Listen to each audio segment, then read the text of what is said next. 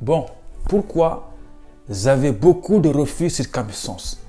En fait, je me suis posé la question maintenant. Parce que en 2016-2017, j'avais fait les démarches Campus Sens, j'avais que des refus.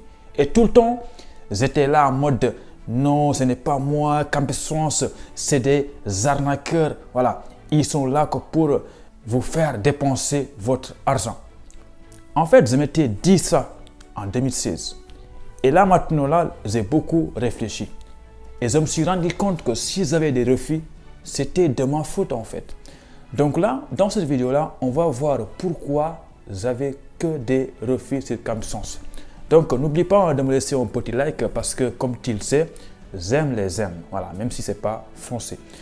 Donc, en fait, déjà, premier point important, pourquoi j'avais un refus? C'est déjà au niveau des choix d'université. Voilà, qu'est-ce que je suis en train de raconter là?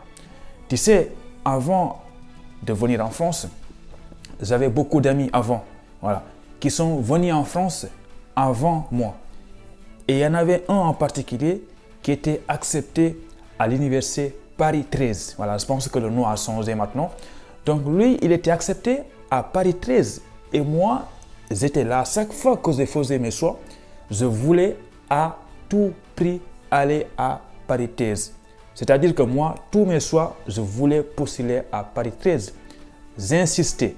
En 2016, j'ai postulé à Paris 13 et aussi, j'ai postulé aussi en 2017 à Paris 13 parce que pour moi, mon pote, il est accepté là-bas et moi aussi, je voulais aller là-bas en fait.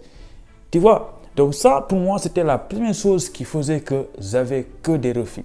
Ensuite, il y a une deuxième chose, c'était surtout le choix de formation. Je ne vous ai pas dit, mais depuis très longtemps, j'ai beaucoup insisté sur les mathématiques et aussi sur la génie mécanique et productique en fait. Voilà. Parce que depuis très longtemps, je voulais faire tout pour venir en France, faire les mathématiques ou bien faire la génie mécanique et productique. Mais il y a un problème, c'est que moi en fait, quand j'étais à l'université, je n'avais pas d'excellentes moyennes en fait, parce que mes moyennes tournaient autour de 10-11. Et franchement, quand tu as les moyennes de 10-11, il faut faire attention à certaines formations. Avant, il y avait des DUT, génie mécanique et productique. Je pense que vous tous, vous le savez, c'est une formation très sélective. Et moi, j'ai insisté dans ces DUT-là. J'ai beaucoup insisté et j'avais que des refus. Donc, c'est maintenant que je me suis rendu compte. Donc là, je vous ai cité deux choses qui ont fait que j'avais des refus.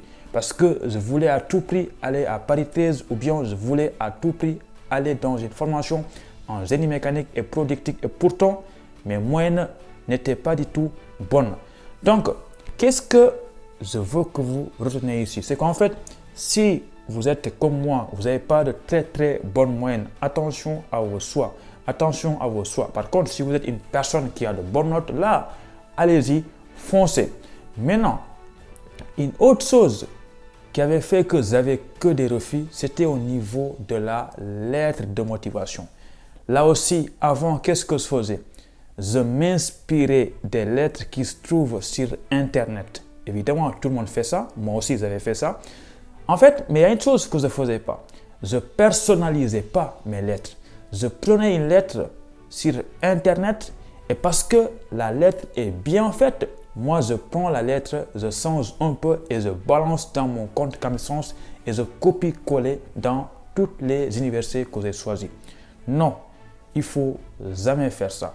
Moi, ici, ce que je vous conseille, c'est de personnaliser vos lettres de motivation en fonction de l'université que vous avez choisie. Vous pouvez bel et bien aller sur Internet, prendre une lettre, mais il faut essayer de l'adapter en fonction de l'université que vous allez choisir et faire en sorte que dans la lettre de motivation, qu'il y ait au moins les informations de l'université choisie. Et ne copiez pas, coller dans toutes les universités. Personnalisez. Chaque lettre doit s'adresser à une école précise. Voilà, donc ça aussi, c'est une chose qui avait fait que vous n'avez que des refus. Et une autre chose très importante, c'est concernant l'entretien pédagogique. Je ne vous ai pas dit, mais pour moi, si on m'avait refusé, c'est parce que j'ai essayé de draguer la fille qui m'avait posé des... Non, je rigole. En fait, pour l'entretien, quand je suis parti, avant même de partir à l'entretien, tu sais, tout le monde se prépare. C'est normal, il faut se préparer, sinon l'entretien, tu ne vas pas le réussir. Mais il y a deux façons de se préparer. Et il y a une façon de se préparer qu'il ne faut pas faire. Et c'est d'ailleurs ce que j'avais fait. Qu'est-ce que j'avais fait? Je suis parti sur Internet, taper quelles sont les questions les plus posées en entretien pédagogique. Parfois, on tape les 100 questions les plus posées. Après, tu as une liste de questions-réponses avec les réponses. Tu vois, c'est simple. Tu as toutes les questions et les réponses. Et moi, j'avais fait quoi? J'avais appris des phrases, des questions-réponses par cœur en fait. Et franchement, ça m'a fait beaucoup de bien parce qu'avant l'entretien, je stressais beaucoup. J'avais peur de l'entretien parce que moi, franchement, j'ose pas en fait faire un entretien avant. Maintenant, ça va. J'avais appris des réponses toutes faites comme ça. Je les récitais à la maison. J'avais tout maîtrisé. Tout. Je connaissais toutes les réponses aux questions en fait. Voilà, c'est comme ça que j'ai préparé mon entretien pédagogique. Et le jour J, le jour où je devais passer mon entretien, je suis arrivé devant la personne. Voilà, l'entretien a commencé.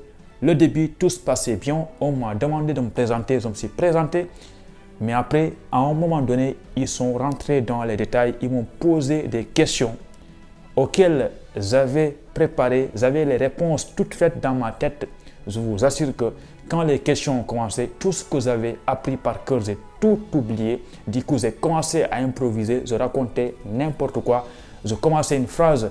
Je ne savais même pas par où finir la phrase. J'ai tout mélangé. Même en regardant la personne droit dans les yeux, je savais que l'entretien ne s'est pas bien passé. Comme quoi, que préparer un entretien, c'est bien, il faut le préparer. Mais s'il vous plaît, évitez d'apprendre des phrases toutes faites par cœur parce que le jour de l'entretien, si vous avez appris beaucoup de choses, franchement, vous risquez d'oublier tout ce que vous avez appris. Tout ce qu'on vous demande de faire, c'est de connaître votre projet. Pourquoi voulez-vous venir en France? Pourquoi vous ne voulez pas aller au Canada? Pourquoi vous ne voulez pas aller en Côte d'Ivoire? Voilà, c'est tout ce qu'on vous demande. Et connaissez bien votre projet d'études, votre projet professionnel. C'est tout ce qu'on vous demande. Ne vous compliquez pas la vie. L'entretien, c'est très simple. Faites pas comme moi, évidemment, tout ce que je vous dis là, c'était en 2016-2017. Parce qu'en 2019, j'ai essayé de corriger toutes ces bêtises-là. Voilà. Donc, pour résumer un peu, j'avais des refus, mais ce n'est pas parce que Campus ne voulait pas de moi. Ce n'est pas parce que Campus voulait m'arnaquer, nanani, nanana. C'est parce que je n'avais pas compris beaucoup de choses. Donc, pour résumer un peu, s'il vous plaît, attention à vos lettres de motivation. Essayez de personnaliser vos lettres de motivation pour faire plaisir à l'université. Parce que quand l'université reçoit votre lettre et lit la lettre et voit que là, on s'adresse à notre établissement, l'école est contente. Et quand l'école est contente, peut-être que vous aurez des chances d'avoir une admission. Et s'il vous plaît, quand tu fais tes choix, ne suis pas tes envies. Si tu es nul, si tu es un nulard comme moi, tu as des moyens de 10, 9, 11. Attention à tes choix. Il y a des formations qui sont très sélectives. Voilà. Autre chose, c'est concernant l'entretien. Prépare l'entretien, mais surtout, n'apprends pas des phrases par cœur parce que tu risques de les oublier. Voilà, donc moi, c'est tout ce que j'avais à vous dire dans cette vidéo-là. J'ai un peu raconté ma vie, mais voilà. N'oublie pas d'aimer la vidéo. Surtout, donne ton avis en commentaire. Et moi, on se dit à très bientôt pour une nouvelle vidéo. Hop. Aïe.